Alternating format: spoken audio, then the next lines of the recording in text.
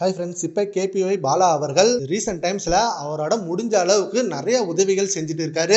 First ஆரம்பிச்சது ஒரு மலைவாழ் கிராமத்துல ஃப்ரீ ஆம்புலன்ஸ் சர்வீஸை வாங்கி கொடுத்தாரு. அண்ட் அதுக்கப்புறம் ஒரு பையனுக்கு பைக் வாங்கி கொடுத்தாரு. அண்ட் இதே போல நிறைய மக்களுக்கு நிறைய ஹெல்ப் பண்ணிட்டே இருக்காரு.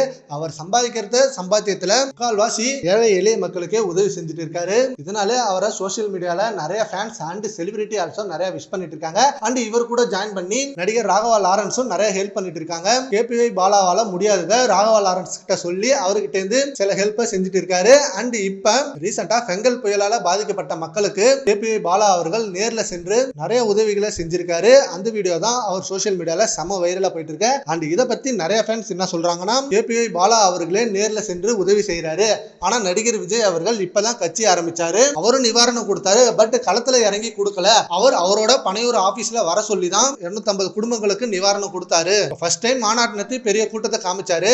அண்ட் அதே போல ஒவ்வொரு ஏரியாலே களத்துல சென்றுதான் இவர் வெள்ள நிவாரணம் கொடுக்கணும். அப்பதான் மக்களுக்கு முழு நம்பிக்கை வரும். ஒரு சாதாரண சின்ன ஆக்டர் கேபிஒய் பாலா அவர்களே நேர்ல சென்று இவ்வளவு உதவிகள் செய்யறாரு. விஜய் அவர்கள் பெரிய ஆக்டர், எவ்வளவோ உதவிகள் செய்யலாம் நேர்ல வந்து. சோ விஜய் அவர்களும் நேர்ல வரணும் அப்படின்ற மாதிரி இவங்க ரெண்டு பேர்களை கம்பேர் பண்ணி ஒரு விஷயம் ஒண்ணு சோசியல் மீடியால போயிட்டு இருக்கு. பட் ரெண்டு பேருமே உதவிகள் தான் செஞ்சுட்டு இருக்காங்க. அதை எல்லாரும் புரிஞ்சுக்கணும். சரி, ஓகே ஃப்ரெண்ட்ஸ், இப்போ கேபிஒய் பாலா அவர்களும் விஜய் அவர்களும் உதவி செய்யறத பத்தி நிறைய பேர் கம்பேர் பண்ணி சொல்லிட்டு இருக்காங்க. அதை பத்தி உங்க ஒப்பீனியனை நம்ம கமெண்ட் பாக்ஸ்ல கமெண்ட் பண்ணுங்க. Thank you friends.